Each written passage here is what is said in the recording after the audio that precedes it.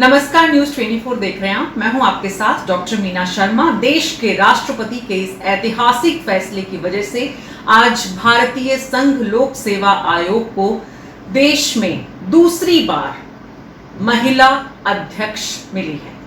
प्रीति सूदन पूर्व प्रशासनिक अधिकारी, 1983 बैच की आईएएस ऑफिसर, हरियाणा की बेटी, आंध्र प्रदेश कैडर की अधिकारी, आज यूपीएससी चेयरपर्सन की कमान संभाल चुकी है।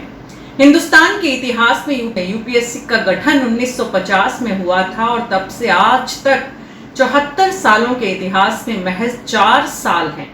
गौर कीजिएगा, 74 साल के इतिहास में महज 4 साल महिला चेयरपर्सन इस देश ने यूपीएससी को दिया। इस देश की सरकारों ने, इस देश के राष्ट्रपति ने किसी महिला को 74 साल में 4 साल उपयुक्त समझा चेयरपर्सन पद के लिए।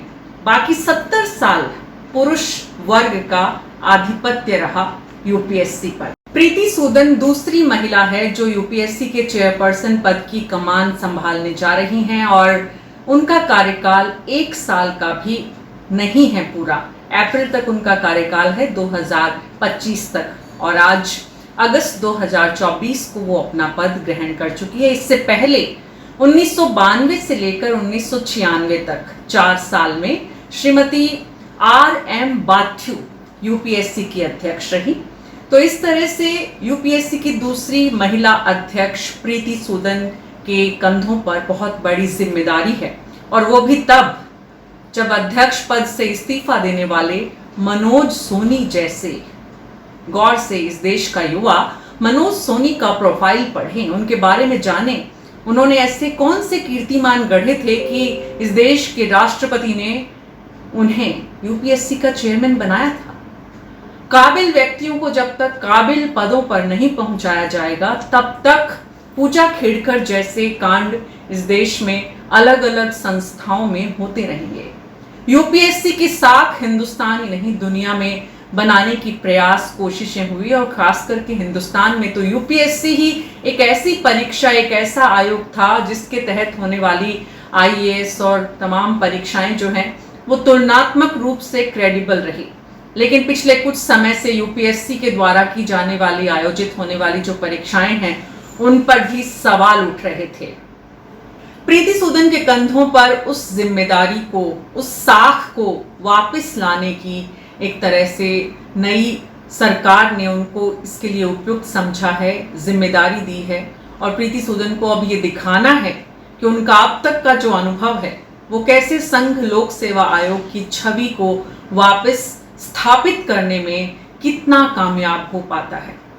प्रीति सूदन के बारे में आप लोग अगर जानते हैं तो प्रीति सूदन वही महिला है जो पानीपत में 2015 में बेटी बचाओ बेटी पढ़ाओ का अभियान इस देश के प्रधानमंत्री ने जब शुरू किया था, तो इस बेटी बचाओ बेटी पढ़ाओ के इस पूरे अभियान के पीछे की कमान संभालने वाली प्रीति सूदन ही थी।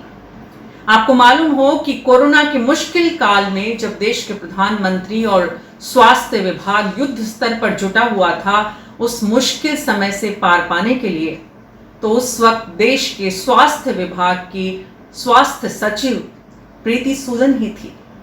प्रीति सूदन 4 साल पहले सेवा से रिटायर हुई स्वास्थ्य विभाग की सचिव रहते हुए, लेकिन उस वक्त तमाम उन आईएएस अधिकारियों को रिटायरमेंट के बाद जिन्हें बड़े बड़े पदों पर जिम्मेदारी दी गई थी वो सभी पुरुष थे, और प्रीति सूदन को उस लायक नहीं समझा गया, या कहना चाहिए उनकी प्रतिभा का, उनका सम्मान उस समय नहीं किया गया।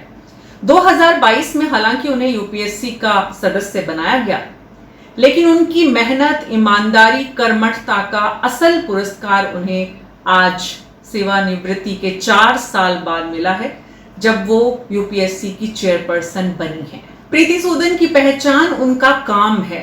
वो जिस काम को हाथ में लेती हैं उसके पीछे जुट जाती हैं, दफ्तर का समय नहीं देखती हैं, और काम लेना भी उन्हें आता है अपनी टीम से, अपने साथियों से।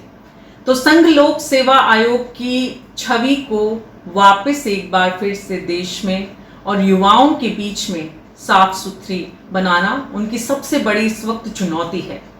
पिछले अध्यक्ष ने इस्तीफा दिया, राष्ट्रपति ने उनका इस्तीफा मंजूर भी किया, लेकिन इस्तीफा देने से पहले यूपीएससी की साख पर जो बट्टा उन्होंने लगाया है, उसके लिए ये देश और इस देश के युवा मनोज सोनी को कभी माफ नहीं करेंगे।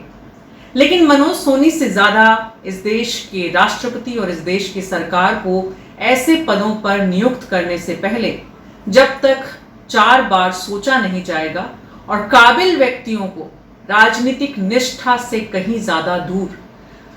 प्रीति सूदन की सबसे बड़ी बात यही है कि उनकी कोई राजनीतिक किसी भी पक्ष के प्रति निष्ठा नहीं है। वो किसी भी अधिकारियों की भी बहुत बड़ी लॉबिंग होती है, वो किसी भी लॉबी से जुड़ी हुई नहीं है।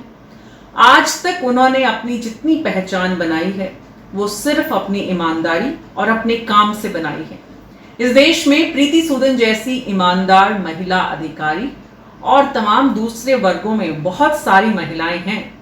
अगर भारत सरकार और देश के राष्ट्रपति ऐसे पदों पर उपयुक्त, ईमानदार, कर्मठ लोगों की नियुक्ति करेंगे तो साख देश की भी बचेगी और सम्मान युवाओं का भी।